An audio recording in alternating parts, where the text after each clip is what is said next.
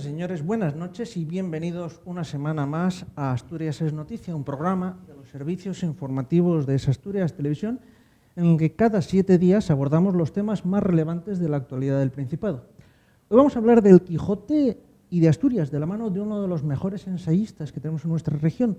Pero antes vamos a retomar el asunto de Villa Magdalena y otros, no menos polémicos, relacionados con Oviedo, con el portavoz de Ciudadanos en el consistorio, Luis Pacho. Como siempre, les invitamos a que se pongan en contacto con nosotros a través del correo electrónico redaccion@esasturias.tv. En esa dirección nos pueden proponer contenidos de su interés.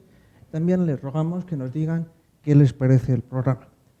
Como todos ustedes saben, en Asturias es Noticia estamos estos días entrevistando a los portavoces de los grupos municipales del Ayuntamiento de Oviedo. En las próximas semanas esperamos tener en este plató al alcalde, Wenceslao López, y al líder del Grupo Popular, Agustín Iglesias Caunedo. Hoy es el turno de Luis Pacho, portavoz de Ciudadanos en el consistorio. Buenas noches, don Luis, y gracias por aceptar la invitación de Asturias es Noticia. Buenas noches, es un placer estar aquí y quiero agradecerte esa invitación. Muchas gracias.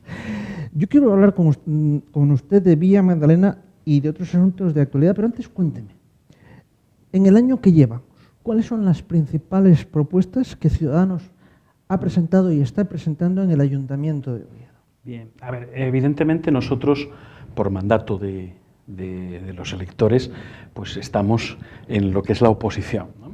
Entonces, desde lo que es la oposición, evidentemente, cuesta sacar propuestas adelante. Independientemente de eso, desde Ciudadanos estamos tratando de hacer una oposición que no solo sea el no por sistema, sino que tenga también un componente propositivo y de consenso. Entonces, nosotros, claro, cuando el Gobierno ha tenido a bien tratar de pactar cuestiones, bueno, pues Ciudadanos ha estado ahí y ha respondido a esa convocatoria, ¿no? Bien, por ejemplo. Pero ustedes, independientemente de que el Gobierno las apruebe o no, ustedes presentan propuestas. Sí, evidentemente. ¿Y cuáles son las propuestas más importantes que han presentado? Nosotros, a la hora de lo que es la ordenanza de transparencia, nosotros hemos presentado lo que son enmiendas referentes a esa propia ordenanza.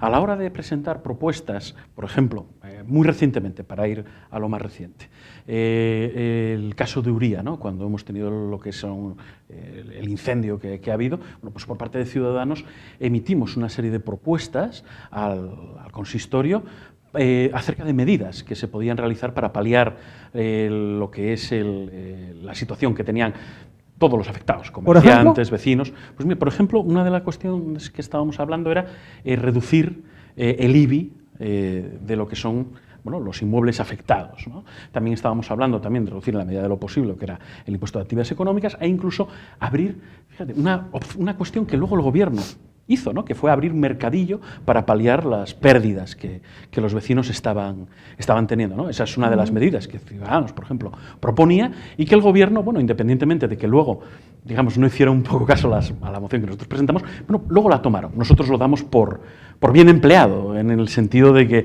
bueno, despertamos un poquitito la conciencia del Gobierno de que tenían que hacer algo, ¿no? Porque, claro, la oposición también es eso. La oposición también tiene que presionar al Gobierno proponiendo para no quedarse atrás. Evidentemente hay una cuestión que está clara, el Gobierno lleva la agenda. Entonces, la oposición siempre puede tener la tentación de ir a remolque y comportarse de una manera no propositiva, pero Ciudadanos no buscamos eso. Nosotros queremos... Frente a esa tentación de ir a remolque, ¿cuál es la virtud que ustedes plantean? Nosotros, sobre todo, lo que tratamos de plantear y demostrar es sentido común. Sentido común. Por ejemplo, el tema del que hablaremos, que es el de Villa Magdalena, ¿no? Nosotros en el mes de octubre decíamos, tenéis que hacer un plan ya ante una posible sentencia desfavorable. Cosa de la que no se nos hizo caso, ¿no? Evidentemente no siempre nos van a hacer caso, pero sí es cierto que nosotros lo que tratamos de de exponer es, sobre todo, es sentido común.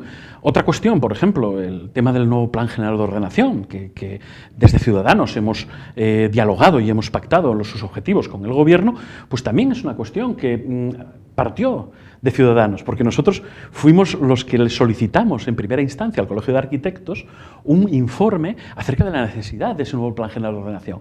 El Gobierno, evidentemente, ve esa cuestión y, claro, nos adelanta, evidentemente, tiene más medios y lidera posteriormente esa cuestión, pero desde Ciudadanos, bueno, queremos pensar, y creemos que es la realidad, también de vez en cuando conseguimos empujar al Gobierno a hacer cuestiones. Y esa es otra cuestión de hacer oposición, es otra manera. Hablaremos de asuntos en concreto, pero le quiero preguntar, y ya me lo ha insinuado, ¿qué acogida tienen las propuestas que ustedes plantean por parte de sus compañeros de corporación?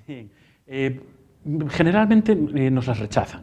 El Gobierno lo que hace es decir, no, esto, si no es idea mía, no es buena idea. Luego hacen lo que nosotros proponemos. Por ejemplo, un tema como era el auxiliar de recaudación. Nosotros en el programa, y lo mantenemos, hablábamos de recuperar el servicio de recaudación desde un punto de vista de remunicipalizarlo. Pero claro, el Gobierno no lo hizo bien, bajo nuestro punto de vista. Entonces, en un momento dado, nosotros le estábamos diciendo, mira, como lo has hecho mal, vas a tener que prorrogar el servicio con el auxiliar de recaudación.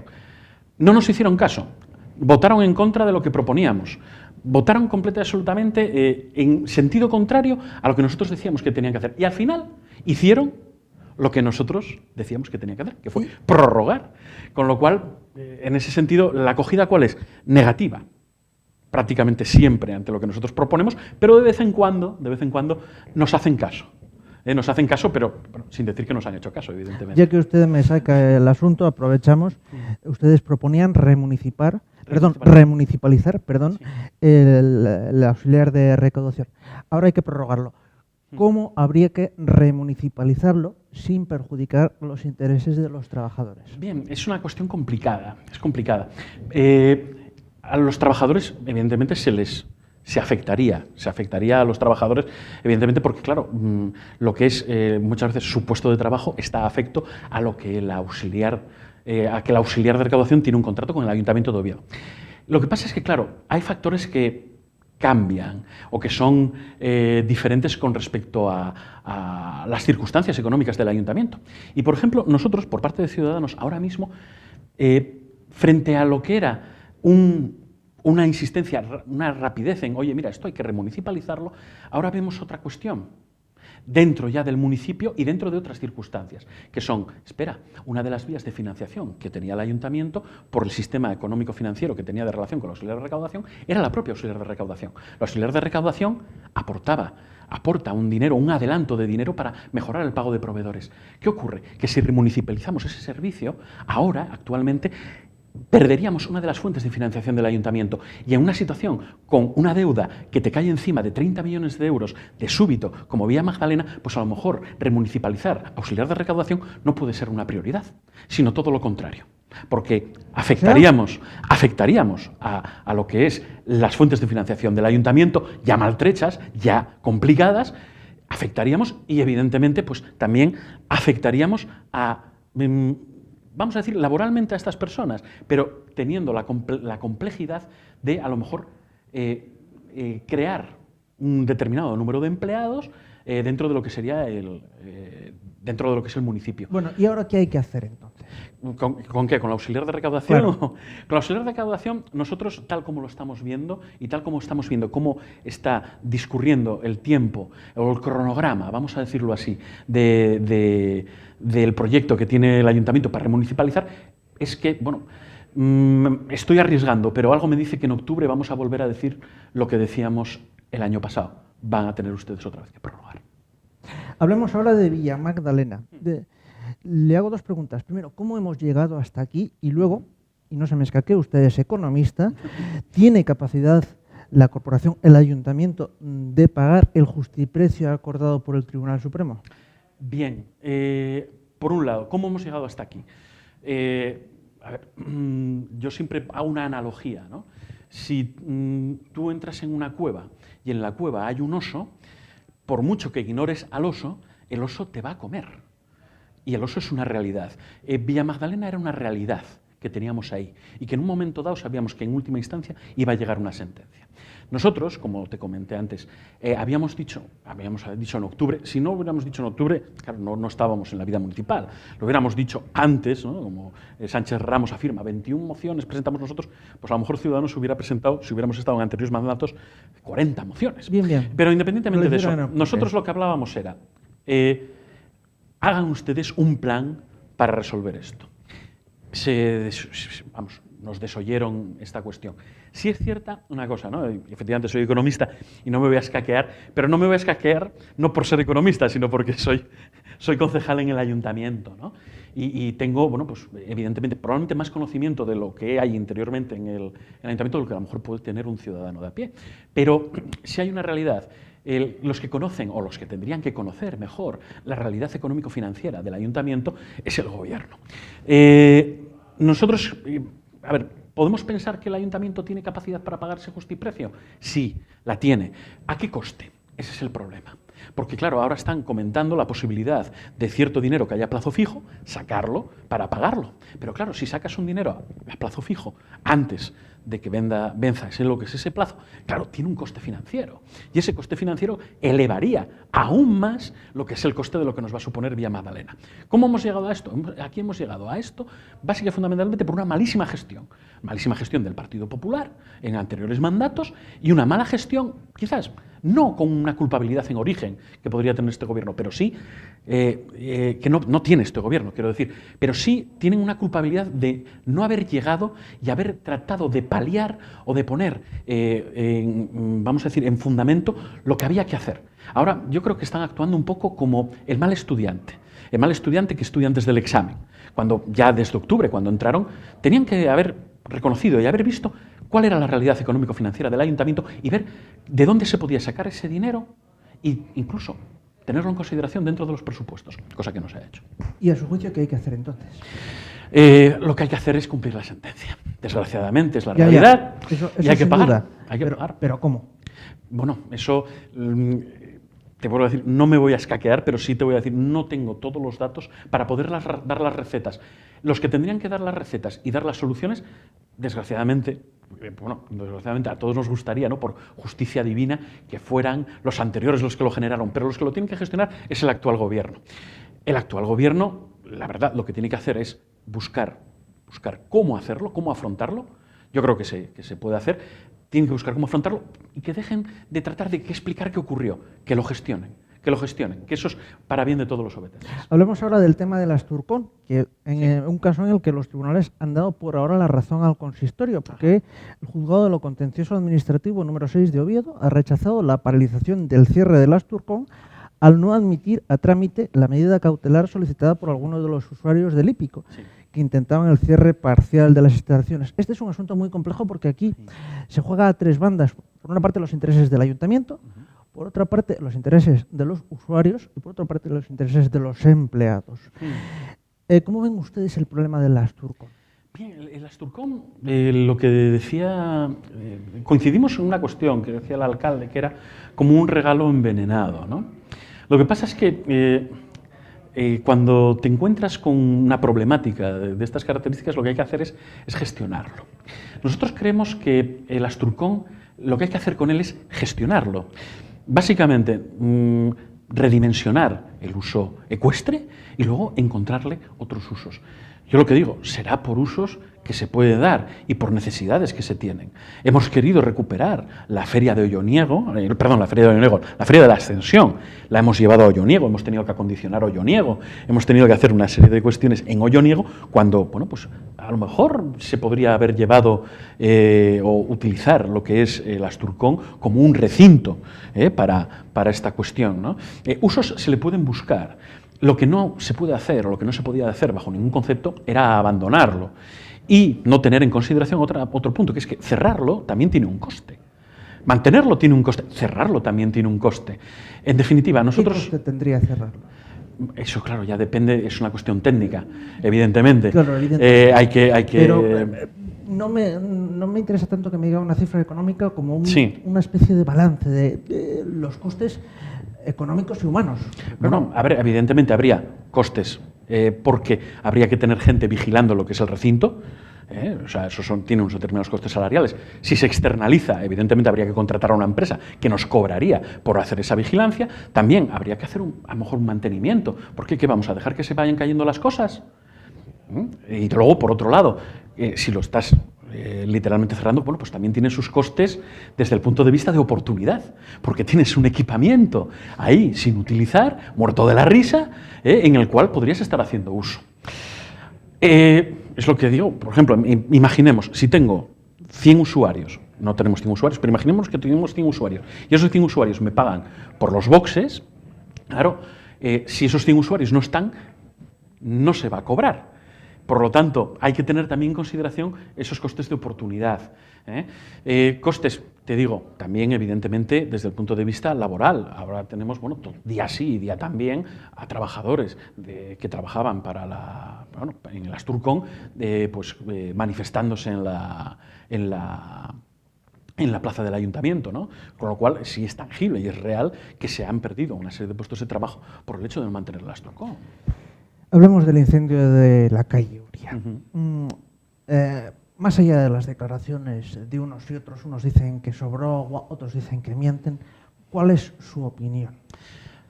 Claro, eso es una cuestión bastante controvertida.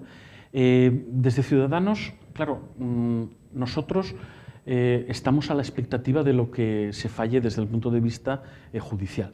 Yo no podría decirle a los obetenses, esta persona miente, el jefe de bomberos miente, estos dicen la verdad, porque me convertiría en juez y no tenemos esa falta de responsabilidad. Yo no sabría decir, porque además no estaba ahí, si faltó agua, si hubo agua, si ahora, como dicen, de cada 30 minutos solo 3 minutos había agua. No lo puedo decir porque además Ciudadanos tomamos una decisión, tomamos una postura que fue enterándonos de que había un incendio, no fuimos, porque los que tenían que estar ahí eran los profesionales y también siempre opinaba, bueno, pues a lo mejor que esté el alcalde y que esté el concejal de Seguridad Ciudadana, bueno, pues puedo entender que estén ahí, ¿no?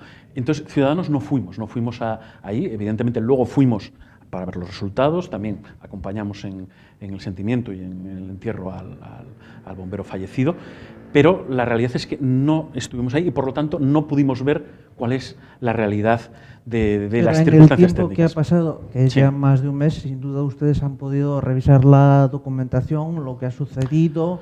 No tenemos más datos realmente que los que pueda tener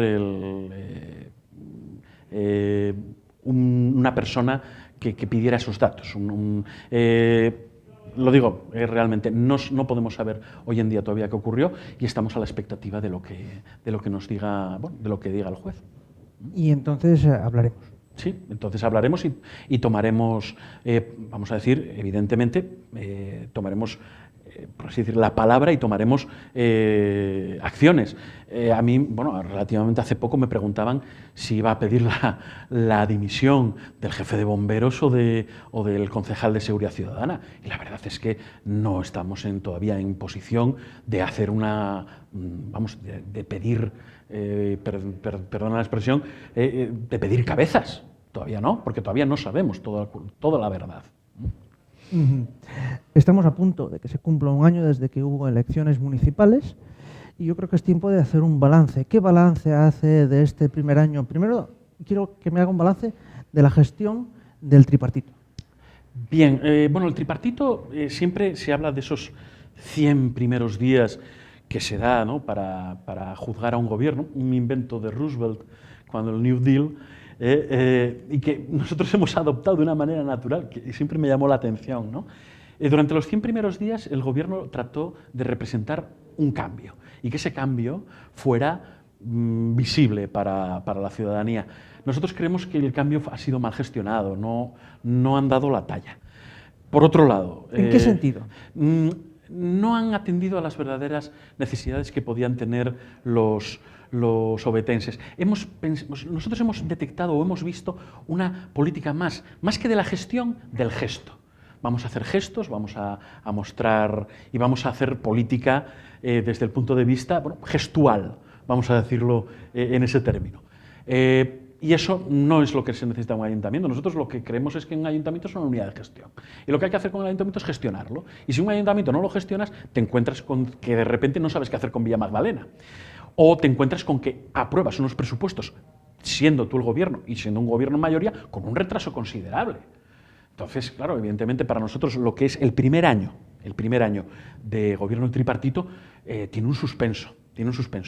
Tiene, ya te digo, más partes oscuras que claras. Las partes claras, evidentemente, nosotros las vemos cuando han tomado, vamos a decir, la vía del diálogo con nosotros, o con la oposición, ¿no? Pues cuando se hacen ordenanzas fiscales o, por ejemplo, con el nuevo Plan General de Ordenación, digamos, pactando con la oposición o tratando de pactar. Bueno, con Ciudadanos lo consiguió, con el Partido Popular no, pero tratando de pactar objetivos para un nuevo Plan General de Ordenación. Es decir, cuando el Gobierno quiere, pacta, cuando el Gobierno quiere, dialoga, llega a consensos entre todas las fuerzas políticas y otras veces pues no le da la gana, que son las más. Por lo tanto, para nosotros, ya te digo, desgraciadamente tienen un suspenso. Y un balance de la oposición, no solo de ustedes, pero evidentemente de ustedes. Hombre, a ver, evidentemente juzgar a otra oposición no deja de ser complicado, ¿no? Pero bueno, ¿están en el mismo bando en este momento? No. Bueno, quiero decir, no en el mismo bando, pero sí comparten situación. Están en la misma tesitura, pero es diferente. Yo si tuviera 11 concejales, yo siempre lo digo, si Ciudadanos, lo digo yo, perdón, bien. Pues como portavoz, que se entienda, ¿no? Si Ciudadanos tuviera 11 concejales, de verdad, este gobierno no dormía tranquilo. Bajo nuestro punto de vista, el Partido Popular, nosotros creemos que es porque bueno, no estaban habituados a tener que ejercer la oposición, está haciendo una oposición de un perfil bajo. Yo creo que Ciudadanos estamos dando más guerra, permitiendo la expresión, estamos dando más guerra al gobierno con 2 concejales. Y es lo que tenemos que hacer, monitorizar y controlar al gobierno, pero siempre también con lo que es responsabilidad, con una oposición que proponga, que haga propuestas. Yo digo no, pero si digo no, también tengo que ofrecer, por otro lado, una alternativa. Y eso es lo que Ciudadanos tratamos de hacer. Yo siempre digo también, un tema, lo digo también internamente dentro de nuestro grupo municipal, el mínimo esfuerzo no es una opción. Nosotros tenemos que trabajar, pero el mínimo de esfuerzo no es una opción. Ahora bien, tenemos que trabajar con el mínimo recurso. Solo somos 2 concejales, llegamos a donde llegamos. Por eso, bueno, una cuestión que me comentabas, bueno, ustedes habrán investigado ciertas cosas. Nosotros llegamos a donde llegamos. Podemos hacer lo que podemos hacer con los medios que tenemos y siempre hay una cosa que está clara. Vamos a dar, permíteme otra vez la expresión coloquial, vamos a dar el callo siempre. Pero llegaremos hasta donde llegaremos con los medios que tenemos. Pues ahora, don Luis, sí le pido que se moje y aquí ya no le permito el escaqueo porque le voy a pedir que nos hable de los proyectos en los que está trabajando y quiero que a los televidentes, a los que nos están viendo aquí en Asturias es Noticia, nos cuente alguna novedad, algo en lo que estén trabajando que esté a punto de ver la luz. Bien, siendo... no voy a hacer ser cauto. Dentro de lo que es lo que Ciudadanos hacíamos hacer una oposición propositiva, vamos a presentar en breve una moción. Van a ser 2 mociones en las cuales vamos a tratar de exponer un plan para recuperar el barrio antiguo.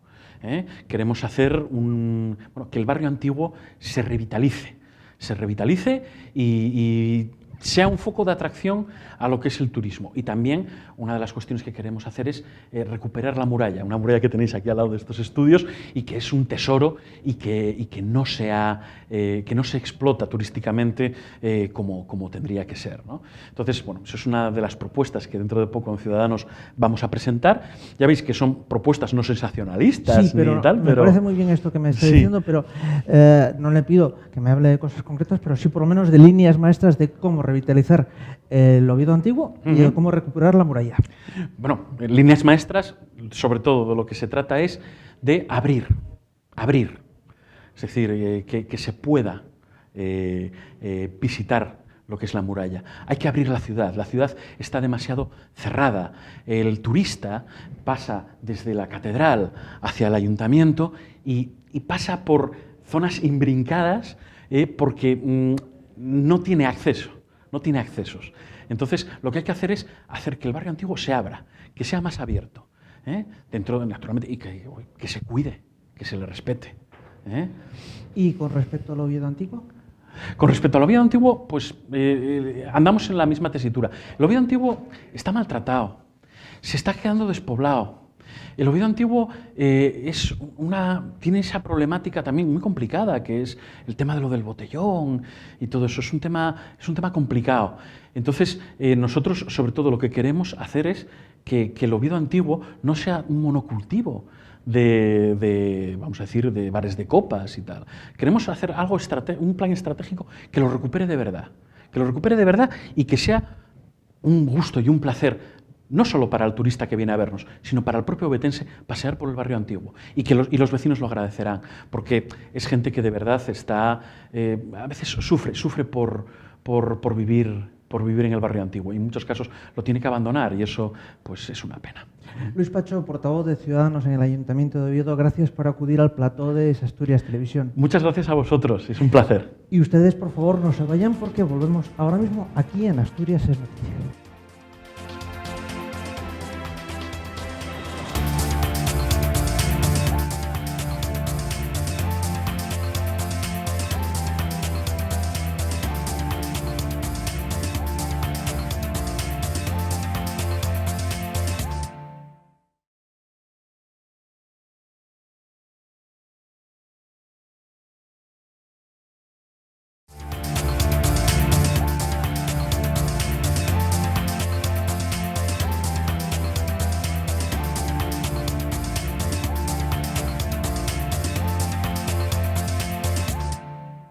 Ya estamos de vuelta aquí en Asturias es Noticia.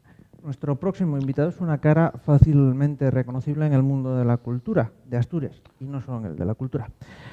Les hablo de Luis Arias Argüelles Meres, escritor, articulista y profesor de Lengua y Literatura en el Instituto César Rodríguez de Grado, que estos días publica a la vez 2 libros. En primer lugar, buenas noches, don Luis. Buenas noches. A falta de uno, 2 libros. Sí, coincide casi en el tiempo. Bueno, uno de ellos...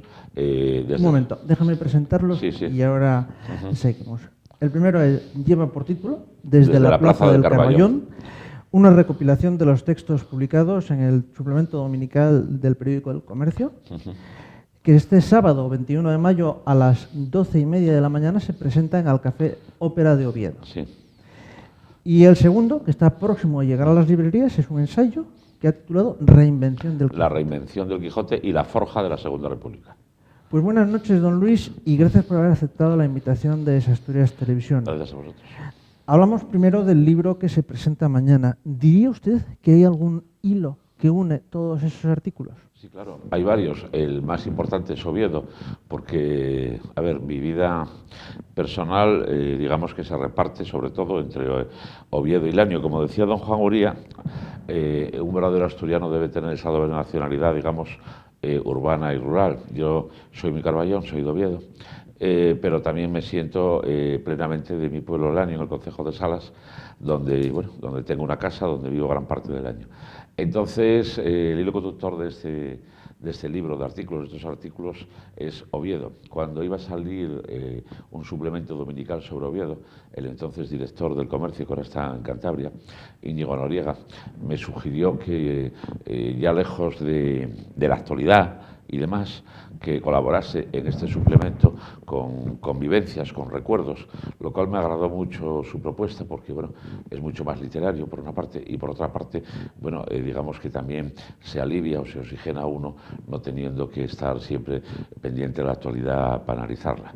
Entonces son textos que tienen como hilo conductor Oviedo, que son muy literarios, porque es la memoria personal, la memoria colectiva de acontecimientos que sucedieron, cómo los viví yo personalmente, cómo se vivieron en Oviedo, cómo se vivieron en general.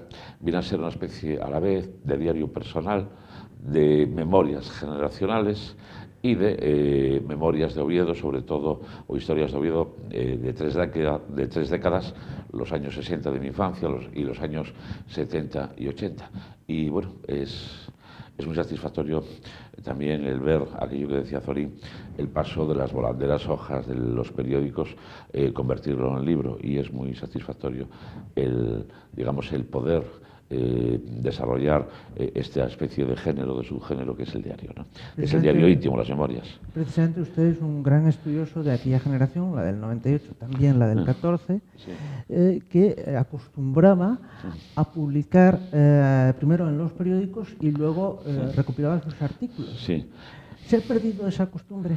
Lamentablemente sí, hombre, no del todo, pero lamentablemente sí. Primero, la mayor pérdida de todas es que hoy no tenemos en el panorama nacional, ni siquiera internacional, figuras de la talla de Unamuno, de Ortega, de Pérez de Ayala, etcétera. Eso por un lado. Y por otra parte dejó de existir eso que tradicionalmente, que a mí me gusta mucho la expresión, se llamaba y se llama escritor de periódicos. Es decir, no es el redactor que cuenta la noticia, no es el articulista o tertuliano desprestigiado que sabe de economía, sabe de política internacional y pontifica sobre todo con una improvisación y una falta de documentación muchas veces tremenda. Es el escritor, la figura del escritor de periódicos, es decir, de hacer literatura en la prensa, de hacer dentro del periodismo literatura, que yo creo que hay, en fin, grandes referentes, grandes obras de ese tipo y que es un género que hay que seguir cultivando y en este país hace mucha falta. El libro se titula Desde la Plaza del Carballón. Sí. ¿Usted cree que solo va a interesar a los lectores de Oviedo? No, yo creo que no. A ver, se titula así porque yo nací en el número 3, o sea, en el piso segundo del número 3, que era una casa familiar. Entonces mi infancia arranca ahí hasta desde el año 57 que nací hasta el año 70. Pero bueno, aparte de eso, no, yo creo que no solo interesa al público de Oviedo, aunque Oviedo es un referente continuo. Primero porque si nos ponemos en el ámbito más cercano a Oviedo, es decir, en el ámbito asturiano, hay artículos de mis recuerdos, no sé, sobre establecimientos como Diego Verdú, como Camilo de Blas, o establecimientos de hostelería como La Perla, El Manantial, Logos, La Paloma, etcétera, que son referentes no solamente para la gente de Oviedo, sino para la gente de toda Asturias. Y luego hay un término que en su momento acuñó Juan Cueto Alas, que suena a farmacopea, que se llama loglocal. Y es decir que todos sabemos bien que a veces lo más local, si se trata como es debido, y yo al menos intenté hacerlo, puede ser al mismo tiempo lo más universal. Es decir, mis vivencias generacionales se dan en Oviedo, se dan en Asturias, pero también hay muchas cosas comunes en mi generación con respecto al resto del país y con respecto al mundo en general, ¿no?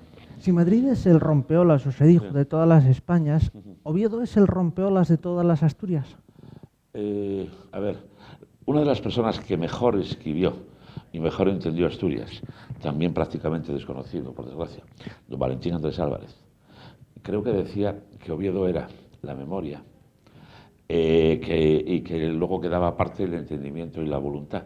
Es decir, Oviedo es sobre todo la parte ilustrada, la parte culta, o al menos hay ese Oviedo que nos sitúa no ya en Clarín, al que hay montones de referencias, sino anteriormente a Feijóo. Me refiero a esa ciudad de provincias aislada, donde sin embargo hubo gente como Feijóo, que aunque era gallego vivió aquí, como se sabe, que se supo asomar al mundo y entenderlo y combatirlo, muchos males de su tiempo, como Clarín, que bueno, entre otras cosas, aparte de la regenta, fue la primera persona en España que leyó a Ibsen. Fue la primera persona en España que se ocupó, entendiéndolo sin escandalizarse, del pensamiento de Nietzsche. Y luego también está Fernando Vela, que dijo en su momento que su vida había transcurrido entre dos muertes, la muerte de Clarín en 1901 y la muerte de Ortega en 1955. Fernando Vela es un Carballón que nació en la Cayuría y también supo entender el mundo, asomarse a él y con lucidez hasta el extremo de que en 1914, cuando Ortega viaja por primera vez a Asturias y conoce personalmente a Vela, ya desde el primer momento se da cuenta de su claridad. En su momento Ortega escribió que Fernando Vela era la mente más clara que había conocido en su vida y ya lo nombra corresponsal del Sol, nada más conocerlo en Asturias, y cuando Vela se va como profesor a Madrid como profesor de la Escuela de Aduanas, ya lo mete en la redacción del Sol, en todos sus proyectos, y más tarde Vela sería el alma, junto a Ortega, de la revista de Occidente. Entonces yo reivindico ese Oviedo de grandes figuras que tienen, aparte de otros muchos méritos, cada uno los suyos, haber logrado vencer el aislamiento que históricamente fue tremendo en nuestra tierra, ¿no? Bueno, se ha anticipado usted a la pregunta de Fernando Vela, pero entonces Me voy a referir a una de sus, no recuerdos, pero sí sus figuras, metafóricamente hablando, más queridas, la extensión universitaria. Sí, ahí está la mejor Asturias y la mejor España. Vamos a ver, hay un momento histórico que coincide precisamente con Clarín, con la época de Clarín, que la mejor Asturias y la mejor España coinciden. Es decir, la extensión universitaria, lo que yo llamo muchas veces la edad de oro de nuestra universidad, es decir, el krausismo, fue la vanguardia en España de lo que era el mundo universitario entonces, en el saber, en el conocer. Pero además de eso también fue la vanguardia en un proyecto social que consistía en el convencimiento, que Clarín lo tenía por cierto, de que el saber emancipaba y que además de reivindicar cuestiones sociales y económicas, que por supuesto había que reivindicarlas, había que poner sobre la mesa que el saber estuviera al alcance de todo el mundo, independientemente de su situación económica. Y ese proyecto o esa manera de entender cómo la universidad tiene que llegar a todos los sitios, al fin y al cabo es el proyecto que luego hicieron suyos las generaciones posteriores, es decir, la generación del 98 y la generación de 1914, que entre las dos fundamentalmente trajeron la República. Hablando de la extensión universitaria, sí. Tenemos ahora un nuevo rector. Siempre se habla de recuperar la extensión universitaria, pero ¿cómo habría que hacerlo siguiendo el espíritu de los pioneros? Sí. Hombre, sería muy complicado, porque haría falta el espíritu de los pioneros, también haría falta el talento de los pioneros y también haría falta que la universidad dejase de ser, no digo la de Oviedo, digo en general, ese coto cerrado endogámico que es bastante perjudicial para la universidad en sí misma y aporta muy poco a la sociedad. Leopoldo Alas, no Clarín, sino Leopoldo Alas, el sobrino, bisnieto de Clarín, el escritor que murió no hace muchos años, dijo una frase terrible que dijo: en la Universidad Española lo que no es endogamia es delincuencia. Entonces, quiero decir que no solamente sería coger ese espíritu, sería coger el talento, sería dejar la endogamia y volcarse en el conocimiento y en las necesidades que hoy tiene la sociedad asturiana, que ojalá sea ese el proyecto que tenga el nuevo rector, ojalá. Lleva usted muchos años analizando el devenir de la política y de la sociedad asturiana. ¿En qué hemos ido a peor y en qué a mejor? Hombre, hemos ido a mejor, evidentemente, si comparamos esta época con la anterior a las libertades, hemos ido a mejor. Distinta cosa es que esas libertades y esos derechos deberían ser mucho más amplios.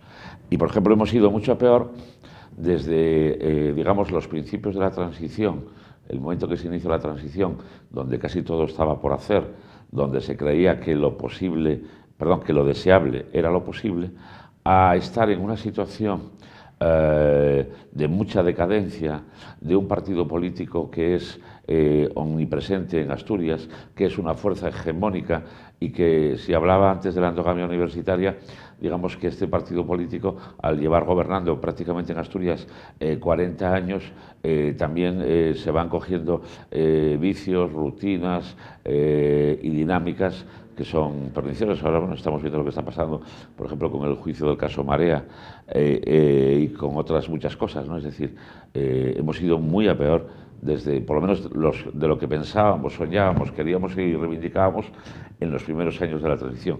Y hemos ido mucho mejor si se compara esta época con la anterior a la muerte de Franco, ¿no? Con todos los defectos que haya, que son muchos. Desde la Plaza del Carballón se presenta este sábado, 21 de mayo, a las 12:30 en el Café Ópera de Oviedo, pero no solo publica usted este libro, sino que está a punto de llegar a las librerías la reinvención del Quijote. Sí. ¿Qué es y de qué trata la reinvención del Quijote? Vamos a ver, el título exactamente es La reinvención del Quijote y la forja de la Segunda República. Entonces partimos del siguiente dato. Entre 1905, cuando se cumple el tercer centenario de la publicación de la primera parte del Quijote, desde 1905, que empieza un libro decisivo, que es La vida de Don Quijote y Sancho de Unamuno, hasta 1930, en que Azaña publica su libro Cervantes y la invención del Quijote, pasan 25 años en los que, primero, el Quijote se valora y se y este país empieza a ser consciente, digamos, de su importancia. La valoración del Quijote la habían hecho antes los románticos alemanes y antes Turgeniev, pero en España, en serio, no empieza hasta ese libro de Unamuno, 1905, que es ese proceso. A ver, en ese proceso hay otra serie de libros y grandes figuras, como está Ortega con las Meditaciones del Quijote, en 1914, que es su primer libro. Está también una importantísima aportación asturiana a este proceso de reinvención del Quijote, que es un ensayo de Pérez de Ayala que se llama Sancho en la ínsula Barataria, donde Pérez de Ayala escribe con una sutileza y una inteligencia admirables lo que es la diferencia entre el estadista, que de alguna manera podía ser el Don Quijote que más o menos va recuperando la cordura en la segunda parte, frente al político, digamos, de lo cotidiano, que de alguna manera podría ser Sancho Panza. A ver, dos cosas que quiero decir básicas. Se reinventa el Quijote, es decir, en estos 25 años. Se reinventa, se interpreta una utopía literaria. Y estos mismos personajes que reinventan el Quijote, Unamuno, Azaña, Ortega, Américo Castro, Pérez de Ayala, Salvador de Madariaga, etc., estos mismos personajes son decisivos en cómo se forjó una utopía política que fue la Segunda República, que se proclamó el 14 de abril de 1931. Se da esa circunstancia que desde el punto de vista... A ver, primero, una cosa fascinante. Podemos decir que la literatura cambió la realidad, aunque duró muy poco esa realidad transformada, porque fue un elemento decisivo en traer un nuevo Estado. Luego, hay otra cosa fascinante para mí también, y es que todos estos personajes, todos estos grandes escritores e intelectuales, excepción hecha de Unamuno, son hamletianos, realmente son intelectuales, pensadores, literatos, que se meten en política por la situación, digamos, tan especial y tan genuina de España. Son hamletianos, es decir, personajes que les cuesta mucho meterse en el meollo político, que les cuesta mucho meterse en lo que es la decisión, y sin embargo son quijotescos porque, al igual que Don Quijote, y ellos eso no lo sabían, quizá un poco lo pudo intuir Ortega, digamos que acceden a un mundo con unos ideales que son los de últimos del siglo XIX y principios del siglo XX, los de las democracias liberales subburguesas, y cuando se van a dar cuenta les pasa lo mismo que a Don Quijote, es decir, que se encuentran con un mundo completamente distinto al que ellos forjaron. Y por último, en este sentido, este planteamiento o esta paradoja, esta dicotomía entre hamletianos y quijotescos, la plantea un genio de la literatura, que es Turgeniev, en una famosa conferencia que da en la Sociedad de Escritores, cuando divide psicológicamente a las personas en hamletianos y quijotescos.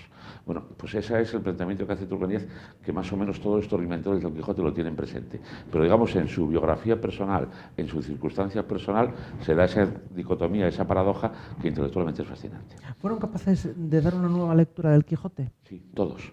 Y de hecho, y no solamente eso, de hecho, yo estoy convencido de que el Quijote que leemos hoy, aunque no hayamos leído, aunque mucha gente evidentemente no leyó la vida de Don Quijote y Sancho, o las Meditaciones del Quijote de Ortega, o el pensamiento de Cervantes, de Américo Castro, esas lecturas, esas interpretaciones fueron tan importantes, tan clarividentes, cada una distinta y en muchos casos contradictorias, que la persona que lee el Quijote hoy lo hace mediatizado por esas lecturas, porque están digamos, en la mentalidad general. A ver, por ejemplo, lo más sencillo que se me ocurre al respecto. Eso que Unamuno insiste tanto en que Sancho se quijotiza, que llega a creer en su señor Don Quijote, Unamuno es el primero en plantearlo en 1905, y esa creencia, esa lectura, ese tipo de lectura del Quijote la hace el lector actual sin ni siquiera tener claro de dónde proviene, porque bueno, digamos que está en el pensar colectivo, en la cultura colectiva, en el conocimiento colectivo acerca del Quijote. Apunta usted una cosa, que si no lo entiendo bien es tremenda, es decir, es la lectura del Quijote la que de alguna manera impulsa a unos cuantos filósofos intelectuales a traer la Segunda República a España. Sí. ¿Es correcto? Bueno, a ver, habría mucho que matizar ahí, pero sí hay bastante de verdad en ello. Vamos a ver, lo primero de todo, este país es tan fascinante que en lugar de tener como glorias, aquellas glorias comunes de las que hablaba Renan a la hora de forjar una nación, en lugar de tener como referente a un personaje, digamos, de la literatura épica o de los romances medievales, aquí se tiene como referente a un héroe literario que además es un perdedor. 1. 2. Todos consideran que el Quijote es clave todos estos escritores, para entender la decadencia y lo que Ortega llamaba la, entre comillas, anormalidad de España.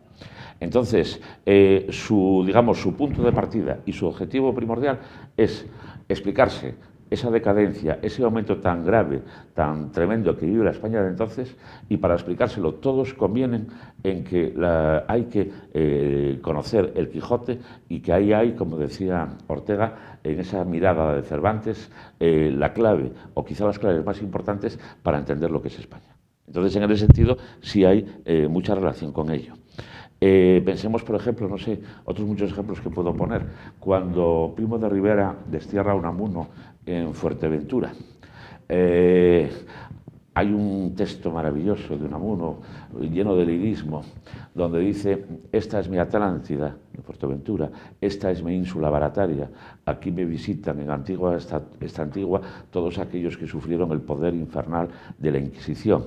Es decir, Unamuno está identificando la ínsula barataria cervantina o quijotesca con su exilio, y Unamuno, cuando vuelve a España a últimos de 1930, que ya había terminado la dictadura de Primo de Rivera, es recibido como héroe, y en 1931, una vez que se proclama la República, hay un manifiesto de muchos escritores, entre ellos Pedro Salinas, por ejemplo, donde, digamos, proponen que Unamuno sea el presidente de la República. Es decir, eran personajes quijotescos y eran personajes que estaban convencidos de que para entender España había que dar con todas las claves que tenía el Quijote. Por ejemplo, Ganivet llega a decir, en esto que decía de que la fascinación que supone que seamos un país que sentimos adoración por los perdedores.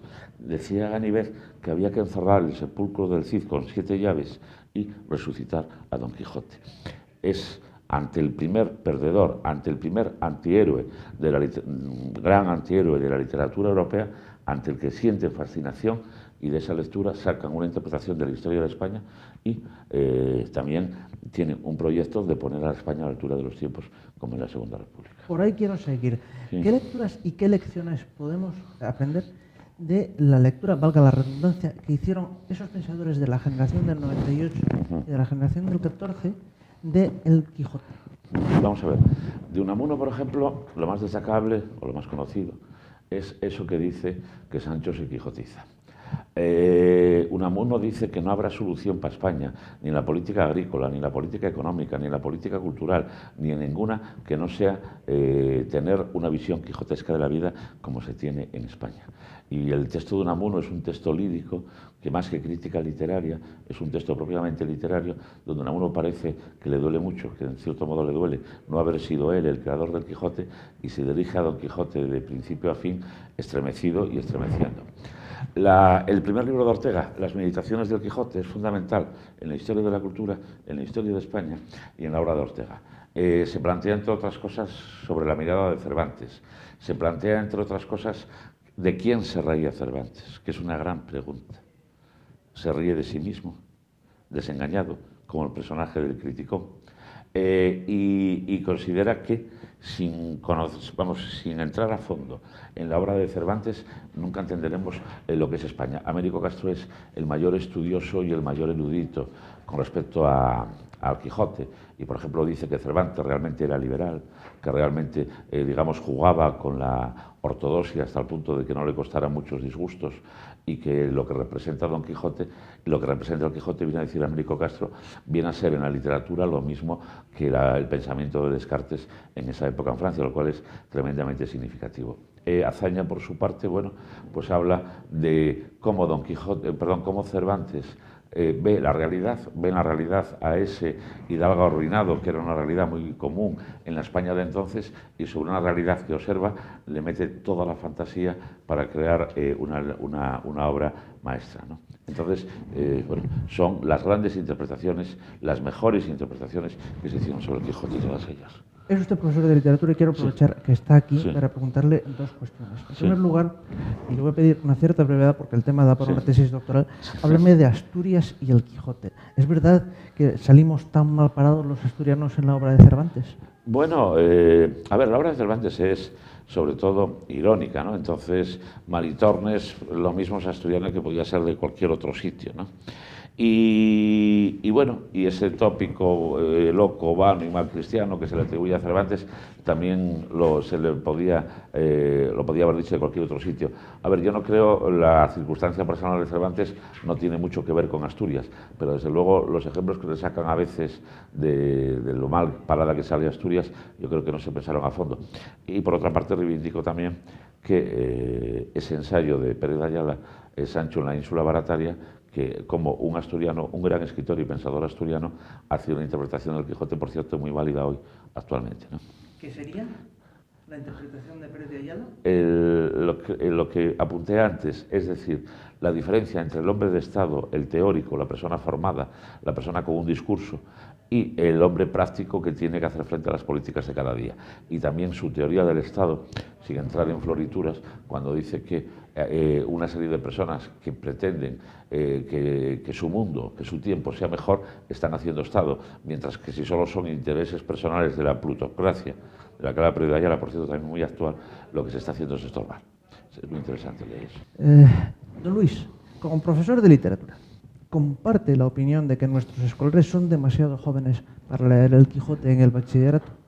Hombre, a ver, yo no creo que sea necesario tampoco leer el Quijote, si se hace mejor, pero vamos, de principio a fin. Yo creo que textos del Quijote hay que empezar a leerlos en clase, desde muy pequeños, hacerlos atractivos, explicarlos claramente y desde ahí fomentar el interés en la lectura del Quijote. O sea, no se trata de decir hay que leer el Quijote por obligación para tal día, sino de ir desarrollando una serie de actividades, no de un curso, sino de, digamos, a lo largo de la vida escolar del alumnado, de tal manera que el Quijote llegue a interesarles después de lecturas de distintos textos bien explicadas, bien planteadas a lo largo de su trayectoria escolar. Yo creo que eso sería lo mejor que se podría hacer. En su experiencia, ¿cree que eso anima a los escolares a luego lanzarse y leer el Quijote? Sí, a ver, yo soy muy institucionista y sigo completamente lo que dijo Giner de los Ríos, cuando decía que un profesor, cuando leía un texto en clase, aunque fuera un texto mediocre, aunque no fuera nada del otro mundo, tenía que actuar de tal manera que los alumnos viesen que para ese profesor ese texto que estaba leyendo era una obra maestra.